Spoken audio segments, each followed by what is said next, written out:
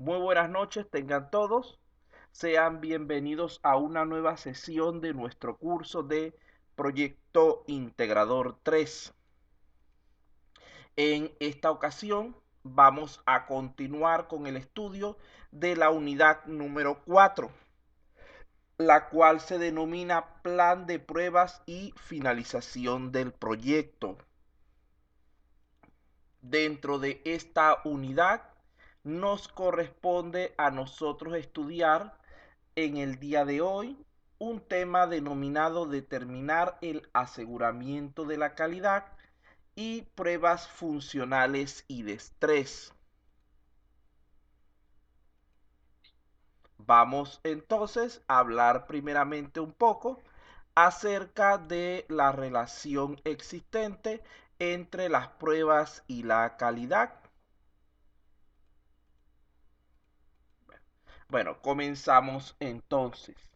Sabemos que para garantizar el aseguramiento de la calidad de cualquier sistema, es necesario en cada etapa del desarrollo de software que se apliquen diferentes tipos de pruebas.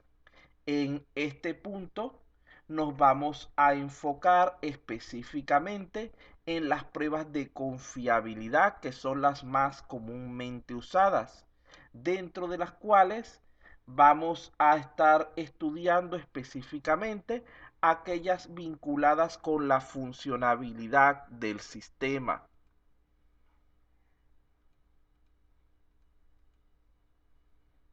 Sabemos que existen diversas pruebas aplicables de acuerdo al proyecto en particular al cual nos estemos refiriendo. En un mundo ideal, lo correcto sería que deberíamos aplicar siempre todos los tipos de prueba a todos los proyectos, para así garantizar al máximo posible la detección de cualquier clase de error que pudieran tener. Sin embargo, en la realidad, esto es realmente imposible en términos prácticos. Por lo tanto, debemos seleccionar diversas pruebas específicas de acuerdo al tipo de proyecto que estemos nosotros analizando. Hay que estar conscientes de que todos los tipos de prueba podrían aplicarse en las etapas del desarrollo de software que hemos estudiado en las primeras unidades, pero no es obligatorio aplicarlas todas al mismo tiempo y a la misma fase, debido a que su ejecución va a depender de una serie de factores. Aquí tenemos los factores para la selección de las pruebas. En primer lugar, esta serie de factores y características van a depender en cada caso del proyecto en particular que estemos realizando. Por ejemplo, cuando hablamos del marco de referencia, estamos hablando del tipo de negocios respecto al cual vamos a construir nuestro sistema. No es igual probar un sistema enfocado en lo que es la educación, un sistema para un colegio, que otro enfocado en el área de la salud para una clínica, o que uno de tipo comercial para alguna clase de tienda. También va a depender del tipo de software que estemos construyendo. No es igual el evaluar un sistema de tipo transaccional que evaluar uno de un modelo gerencial o inclusive un juego de video. Cada uno de ellos tiene sus propias características particulares que deberían ser prestada mayor atención que otras. Entonces nosotros debemos procurar siempre adecuar nuestras pruebas de software a el tipo de software que estemos nosotros intentando evaluar. También debemos adecuarnos a la disponibilidad de especialistas, tanto para lo que es la construcción de las pruebas como para su ejecución. Otra cosa importante que puede afectar la selección de las pruebas que se vayan a aplicar sería la cultura organizacional, pero en este caso estamos hablando específicamente de la forma de trabajar del grupo de desarrolladores, del equipo que se va a encargar de diseñar, de construir ese sistema, ya que sabemos que cada grupo puede utilizar una serie de técnicas de prueba diferentes con las cuales se siente más seguro, más cómodo, tiene mayor experiencia en su aplicación. Y esto es totalmente válido. Entonces todo esto puede limitar también las pruebas que se vayan a utilizar.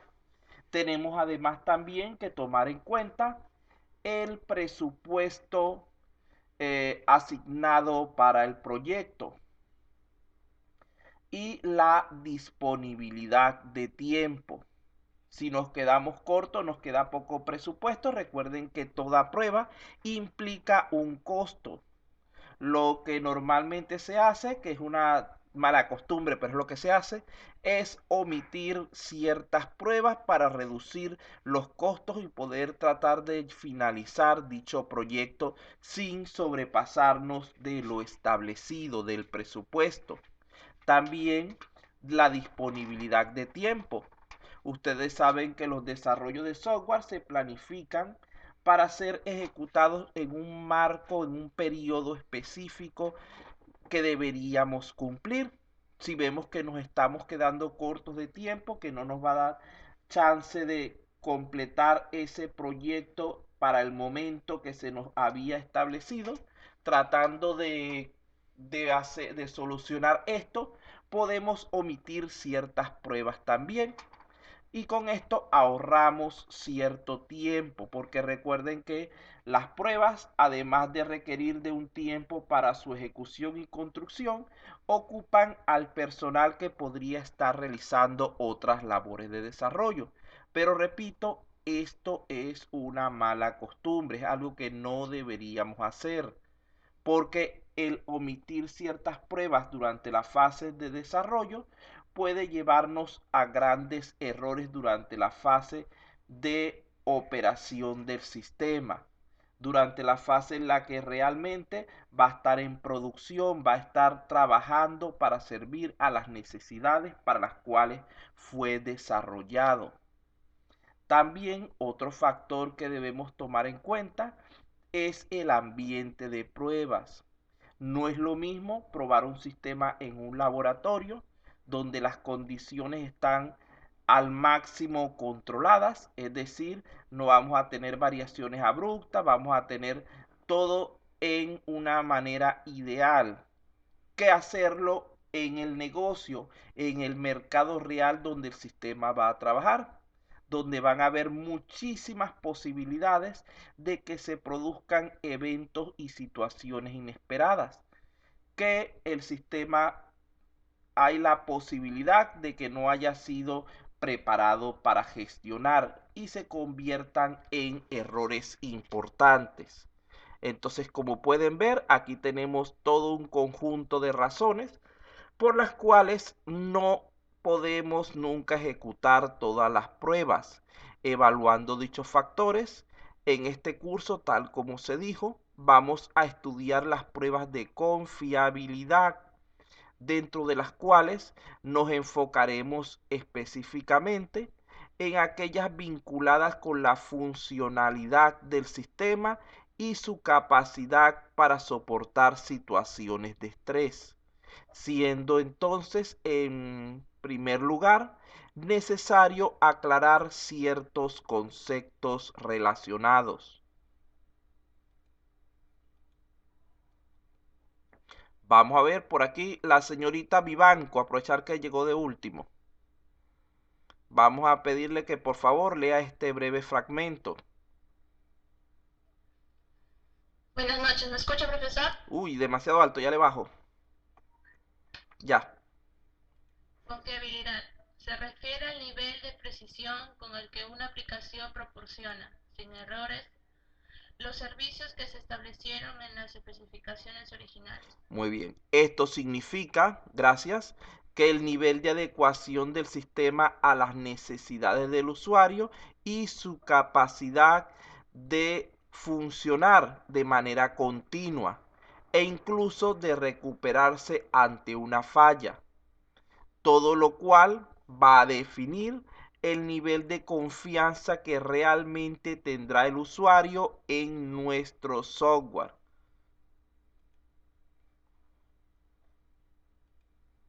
De allí tenemos entonces una serie de factores de diseño que van a favorecer la confiabilidad, que van a hacer que nuestro usuario tenga un mejor criterio acerca del producto.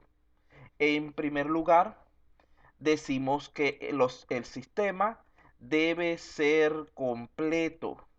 ¿Qué significa esto? Que debe cumplir con todos los requerimientos establecidos. Es decir, no debe haberse omitido ninguno de los requerimientos del usuario. No estamos hablando de en qué forma se resolvieron esas situaciones, sino simplemente de su presencia en el sistema. Si el usuario nos solicitó 10 requerimientos específicos, déjenme bajar esto de aquí. Si el usuario nos solicitó 10 requerimientos específicos, los 10 deberían estar presentes de alguna manera en el sistema para poder decir que está completo. Luego de esto, los sistemas también deberían ser correctos. ¿Qué significa esto? Que deben ser capaces de realizar adecuadamente las funciones para las cuales fue construido. Esto significa, por eso es que las coloco una al lado de la otra, que no es suficiente solamente con haber implementado los 10 requerimientos. Hay que haberlo hecho de manera adecuada para que el usuario reciba en todo momento los valores correspondientes, los valores esperados. No es que en un sistema nosotros vayamos a revisar, por ejemplo, el promedio de notas de los alumnos de la universidad, que sabemos que es de 0 a 20, y de repente cuando vayamos a revisar las notas de un salón nos dé 484, que en vez de promediar o hayamos, o que en vez no, que cuando hicimos el promedio hayamos omitido la parte de la división o hayamos cometido algún error. Ese es un funcionamiento no adecuado. Luego de esto, decimos también que los sistemas deben ser estables. ¿Qué quiere decir esto? Que su funcionamiento debe ser continuo. Por lo tanto, el tiempo el tiempo de trabajo correcto del sistema o de la aplicación antes de que se produzca algún error, en todo momento debe ser el máximo posible. Además de esto, el sistema debería ser robusto y trazable. Cuando hablamos de robusto, estamos hablando de que sea posible su recuperación después de cualquier tipo de falla. Cuando estamos hablando de trazable, decimos que existan adecuados controles respecto a la detección y seguimiento de los errores. ¿Estamos claros hasta esta parte?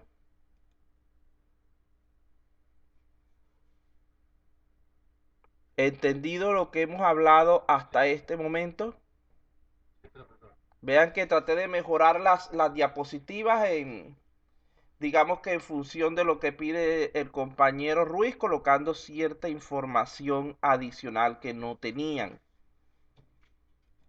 Vamos entonces a continuar. Mira, de todas maneras les quedaron las definiciones. Bueno, vamos aquí. Existen muchas formas. Ahora está un poco más claro. Recuerda que viene el examen final.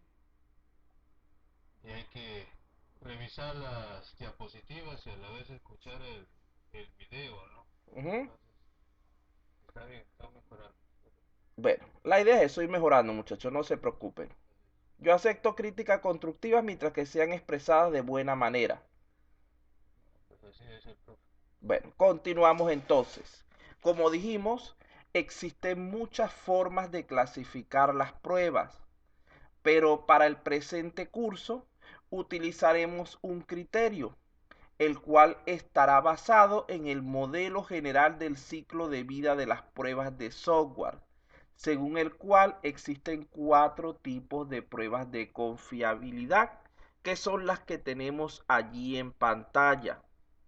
Serían las pruebas unitarias, pruebas de integración, pruebas de sistema y pruebas de aceptación, las cuales se deben aplicar siempre de manera secuencial. No podemos cambiar ese orden, siendo las mismas capaces de abarcar diversos aspectos de evaluación del sistema, relacionados tanto con su funcionalidad, es decir, con el cumplimiento de los requerimientos, como con su capacidad de soportar el estrés, el cual consiste por lo general en la simulación de grandes cargas de trabajo, para observar de qué forma se comporta la aplicación ante situaciones de uso intenso. Y también nos van a permitir evaluar la robustez del sistema, es decir, su capacidad para recuperarse luego de una falla inesperada. Vamos entonces ahora a ver estas 4 tipos de pruebas a través de diferentes escenarios. En primer lugar estaría su entorno de ejecución. Por una parte, de acuerdo con este criterio, este tipo de pruebas son realizadas habitualmente de manera dinámica. Aquí está, todas tienen componente dinámico. Aunque en el caso de las pruebas unitarias, estas también pueden ser realizadas de manera estática inicialmente, mediante lo que es la evaluación de diferentes documentos, diagramas y otros elementos que no se pueden poner a funcionar en el sistema, pero que existen dentro del mismo. Por otra parte, nosotros también estuvimos revisando un poco las fases del modelo RUC. Aquí tenemos nuestras 4 fases, donde podemos ubicar las pruebas de confiabilidad dentro de dicho modelo de la siguiente manera.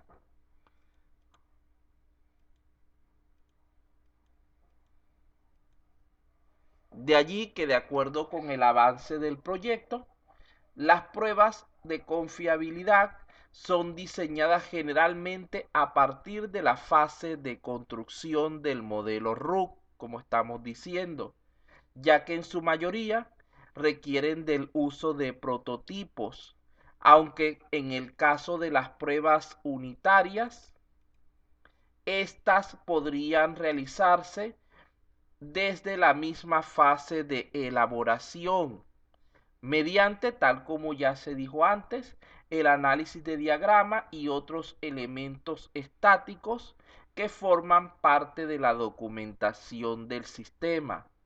Y las pruebas de aceptación en realidad no se diseñan estrictamente como las demás, sino que más bien tan solo se planifica su momento de realización y se ejecutan directamente por el usuario en la fase de transición.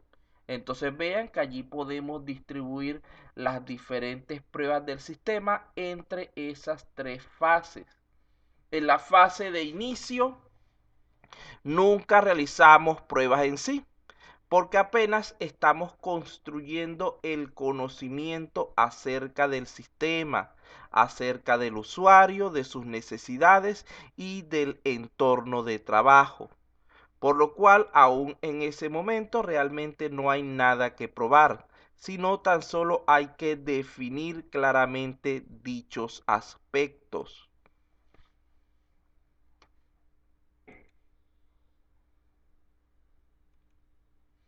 Después de esto, tendríamos una serie de enfoques de diseño que podemos aplicar en nuestras pruebas. Fíjense que en este caso, las pruebas de caja blanca, que serían estas que tenemos de este lado, son aquellas que se tiene acceso a los detalles internos de los procesos. Por lo tanto, se las atribuimos al desarrollador, que es quien tiene dicho conocimiento. Mientras que las pruebas de caja negra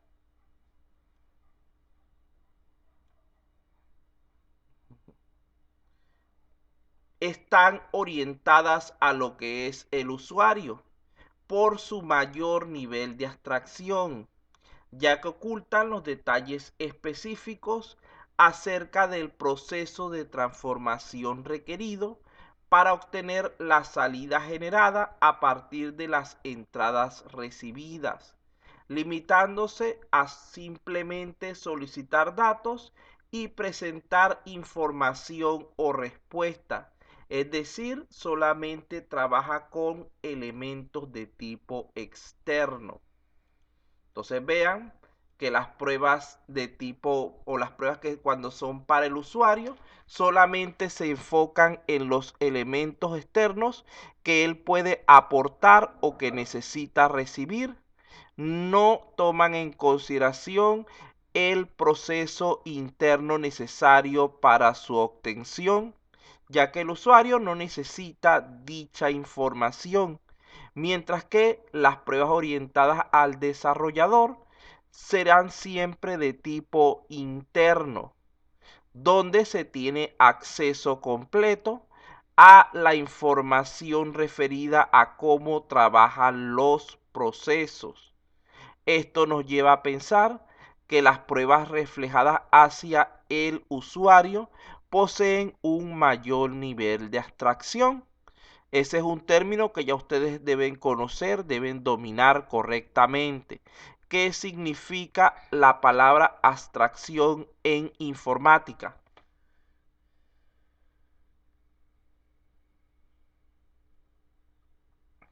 Señor Salazar Abad. Bueno, se le adelantó el señor Torres. Diga, señor Torres. Es ocultar los datos de cómo se realiza el proceso. Muy bien. Ocultar la información de cómo se realizan realmente los procesos. Y esto recordemos que es algo que el usuario no necesita para nada conocer. Él necesita la solución. Él no necesita saber cómo fue solucionado el problema. Imagínense, por ejemplo, en un restaurante. Yo estoy casi seguro que la mayoría de nosotros, si tuviéramos acceso a la comida, a la forma en la que preparan la comida en los diversos restaurantes que visitamos habitualmente, terminaríamos dejando de asistir a ellos y preparando nuestros alimentos en casa, porque muchas veces esos detalles de los procesos resultan, o de ese proceso, resultan bastante, ¿cómo puedo decir?, asquerosos para nosotros, donde podríamos ver personas que no cumplen con normas de higiene, productos mal colocados, etcétera. Entonces, por eso es que el acceso a las cocinas dentro de los restaurantes no debería estar nunca a la vista del público. Sucede lo mismo con los sistemas informáticos. Si el cliente tuviera que entender todo el proceso necesario para solucionar aquello que él está planteando, terminaría volviéndose loco al complicarse demasiado, y esto no es la idea. Por lo tanto, hay que aplicarle altos niveles de abstracción que vuelvan esos procesos transparentes para él. Aquí tenemos entonces, en base al enfoque de diseño, aquí podemos sacar varias informaciones de este cuadro. Entonces, analizando las pruebas desde esta perspectiva, podemos afirmar que las dos primeras, es decir, la unitaria y la de integración, están enfocadas al desarrollador. Por lo tanto, presentarán ante él los elementos internos del sistema, es decir, son de caja blanca.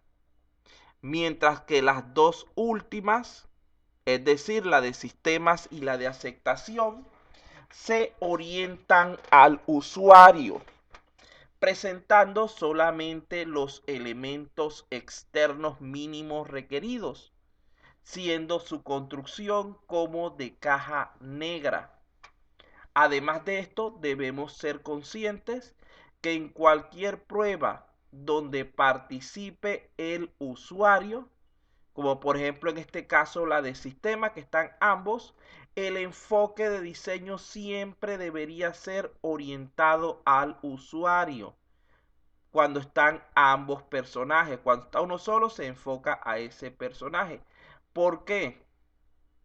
El desarrollador tiene un mayor conocimiento técnico y del sistema, y él puede fácilmente bajar de nivel para realizar una prueba orientada al cliente, al usuario, una prueba de caja negra. Pero es sumamente difícil el lograr que el cliente suba de nivel lo suficiente para poder ejecutar de manera correcta las pruebas de caja blanca y presentar los elementos vinculados. Por lo tanto, siempre que vean que aparece el usuario en una prueba, la misma debe ser diseñada como para él, no para el desarrollador. Aunque a final de cuentas, internamente su ámbito puede variar, porque recuerden que una prueba de caja negra que la ejecute el desarrollador, implícitamente se convierte en una prueba de caja blanca, porque el desarrollador tiene acceso a todos esos contenidos internos de los procesos. Entonces, a final de cuentas, repito, en cuanto al ámbito, cada uno es diferente, pero en cuanto al diseño, va a enfocarse en el personaje que tiene menor nivel, que en este caso es el usuario. ¿Entienden ese criterio?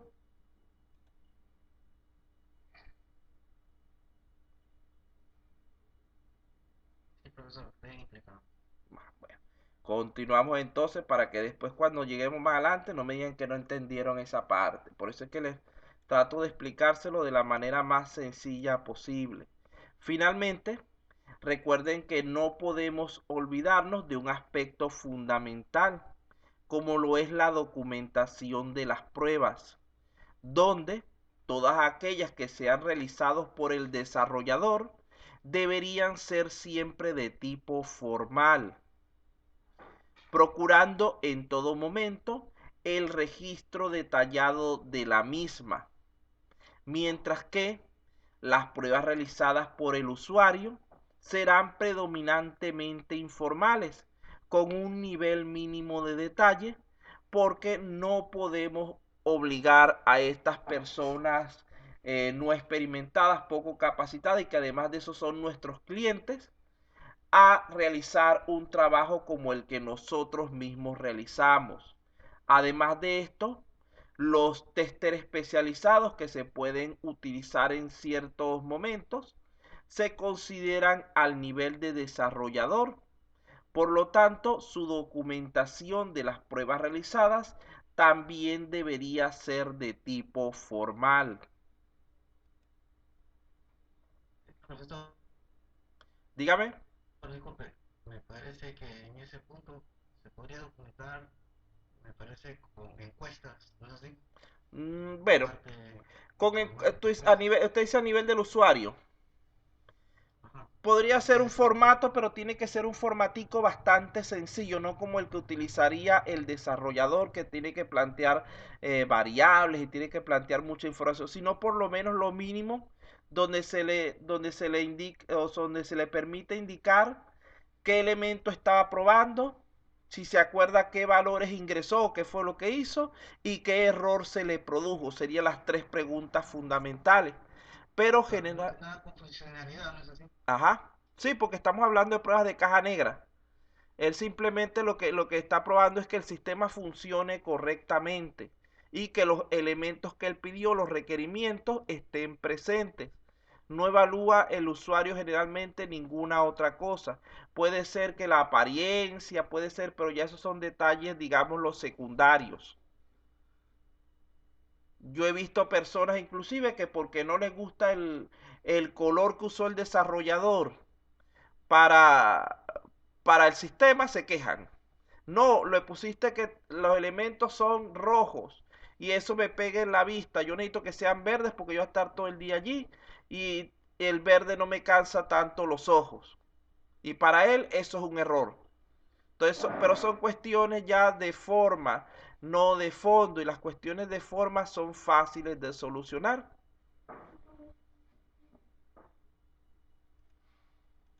Pero con una consulta, las pruebas realizadas por el desarrollador tienen que ser pruebas formales.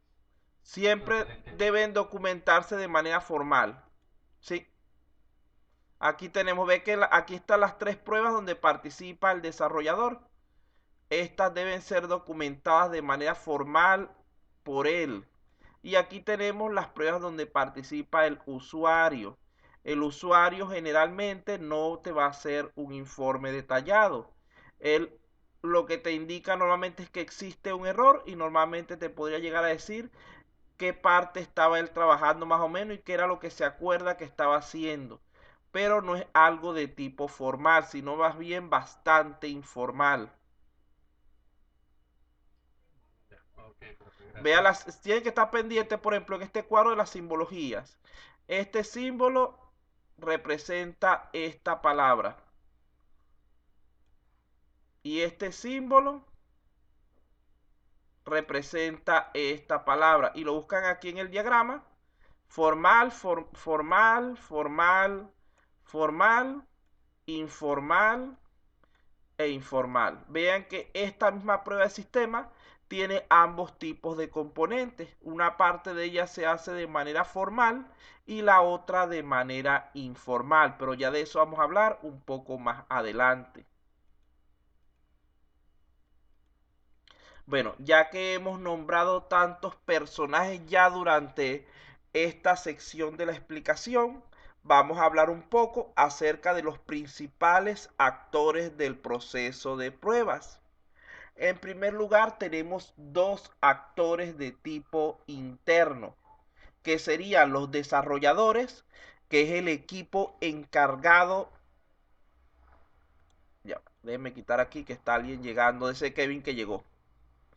Que es el equipo encargado de la construcción del sistema. Y tenemos también los usuarios, que son las personas que posteriormente van a operar ese sistema de manera intensiva para el cumplimiento de sus diferentes propósitos. Recordemos que estos dos elementos tienen criterios opuestos, ya que el desarrollador siempre va a tener la tendencia a considerar que su trabajo, que su sistema funciona correctamente. Es decir, él tiene un criterio predominantemente positivo acerca del sistema y eso es lo que él quiere demostrar. Mientras que el usuario ha de tener un criterio mayormente negativo.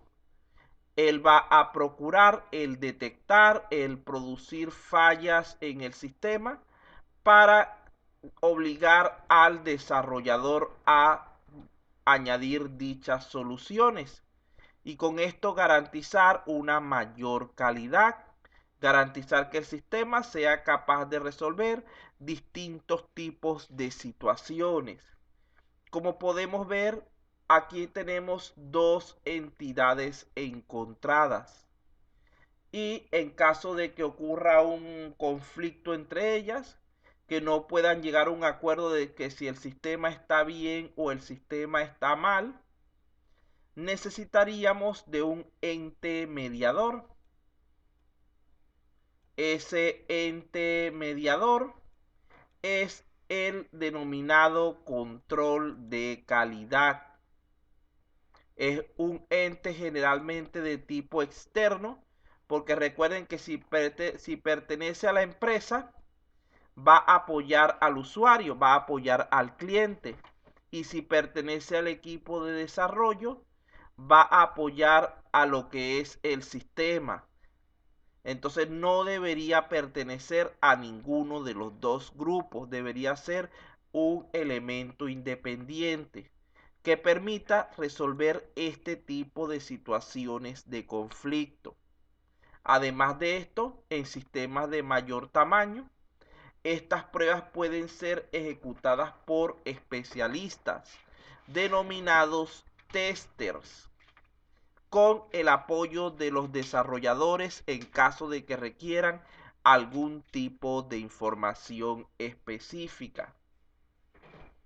Y en cualquier caso donde se requiera, inclusive aquí, de la entidad mediadora de control de calidad para poder solucionar cualquier tipo de conflicto. Además, también hay la posibilidad de que el sistema sea evaluado por elementos externos denominados auditores, los cuales corresponderían a diferentes tipos de inspecciones, tanto de entes gubernamentales como de entes superiores a nosotros, para verificar que el sistema cumpla con ciertos estándares y normas preestablecidos.